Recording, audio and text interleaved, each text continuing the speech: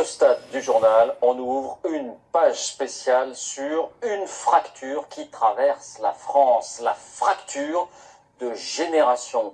Vous le constatez peut-être dans votre famille, la jeunesse est régulièrement érigée en priorité, et pourtant, quel contraste. D'un côté, des parents, ils ont connu l'âge d'or, celui des CDI, celui de l'emploi, celui de l'immobilier pas cher, et de l'autre, les enfants endettés dès la naissance et qui n'ont connu que le mot crise. Pour bien comprendre, on va plonger dans ces destins contraires grâce à notre studio graphique. Julien Dupéret et Mathieu Régnier ouvrent leur album de dessin, un album qui raconte cette fracture, ces destins contraires. Valait-il mieux pousser son premier cri au début des années 50 ou après les années 80? La jeune génération est-elle une génération sacrifiée? Leurs parents, enfants du baby-boom, ont-ils vécu dans des conditions privilégiées? Pour y voir plus clair, nous avons imaginé une famille. Michel, le père, est né en 1949, il a 66 ans. Martine, la mère, 62 ans. Ils ont 3 enfants, dont Nicolas, l'aîné, 37 ans. Et la petite dernière, Julie, 26 ans. Julie vient de trouver un travail après 6 mois de chômage. Premier job précaire, un CDD à mi-temps. Au même âge, Michel, son père, était en CDI depuis longtemps. Il se souvient avoir facilement trouvé un poste.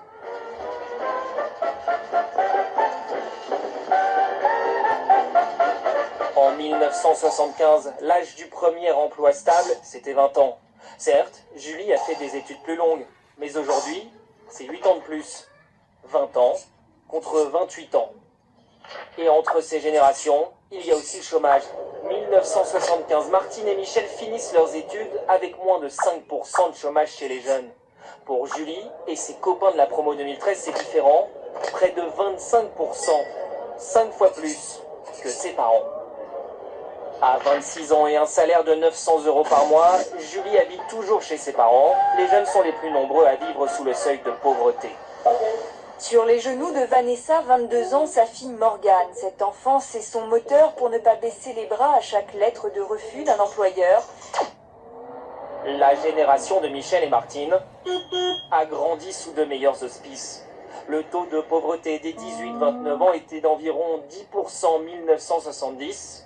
En 2012, il est passé à plus de 19%. Et le système des retraites n'arrange pas le tableau. Pour Martine, champagne. Retraite à 60 ans, mais ça, c'était avant la réforme. François Fillon l'a confirmé ce soir, il faudra cotiser plus longtemps avant de pouvoir partir en retraite. Ses enfants ont fait le calcul. Eux vont travailler jusqu'à 63 et 67 ans, notamment pour financer les vieux jours de leurs parents. Nicolas, le frère aîné, a quand même pu s'acheter une maison. Propriétaire à 37 ans, à peu près au même âge que ses parents. Mais avec une différence, le coût. En 20 ans, les prix de l'immobilier ont augmenté de 140%. Le revenu moyen par ménage a lui aussi progressé, mais de seulement 15,6%. C'est le grand écart. Résultat, Martine et Michel ont pu s'acheter un appartement au bord de la mer. Les parents ont eu un prêt sur 15 ans. 20 ans plus tard, pour Nicolas, ce sera sur 25 ans, 10 ans de plus. De toute façon, il a d'autres soucis. Nicolas divorce, et il n'est pas le seul. En 1970, 39 000 divorces enregistrés. En 2010, 133 000, chiffre multiplié par 3. La femme de Nicolas a eu la garde de leur enfant. Il y a près de 2 millions de familles monoparentales en France. C'est 1 million de plus qu'il y a 40 ans.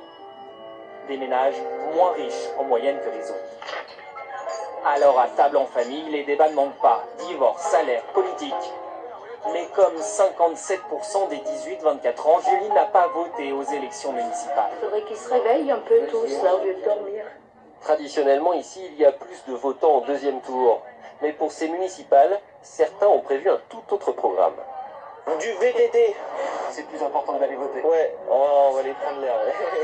En votant moins que leurs aînés, les jeunes pèsent moins sur les choix politiques.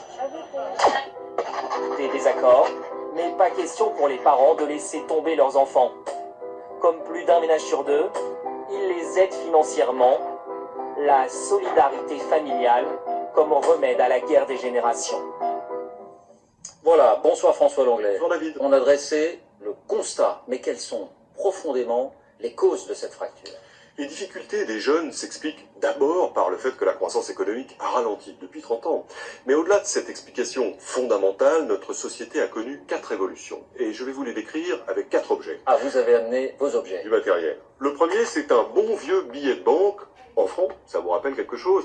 Ça date de l'époque où nous avions de l'inflation. Et l'inflation, c'est favorable à celui qui s'endette, plutôt les jeunes, parce que ça lui permet de rembourser son prêt dans une monnaie dévaluée et donc d'acheter un logement, par exemple, à bon compte, sans trop d'efforts, exactement comme les baby-boomers dans les années 70. Aujourd'hui, sans inflation, c'est plus dur. Ce sont les rentiers, plutôt les plus de 50 ans, qui sont favorisés. Et je vois une tablette de médicaments. C'est le deuxième objet. Il symbolise l'allongement de la durée de la vie. Une bonne nouvelle.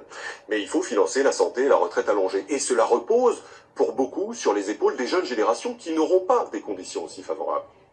Troisième objet, une pièce d'or, un Napoléon. Il symbolise l'héritage. On hérite en effet de plus en plus tard, justement avec l'allongement de la durée de la vie. Ça veut dire que l'argent, le patrimoine, passe des mains des personnes très âgées aux personnes âgées. Et les jeunes en sont exclus. Le dernier objet, C'est votre alliance? c'est mon alliance. Le mariage, bien sûr. Et aujourd'hui, c'est vrai qu'on se marie de plus en plus au sein d'une même classe sociale. Les riches d'entre eux, ceux qui ne sont pas entre eux.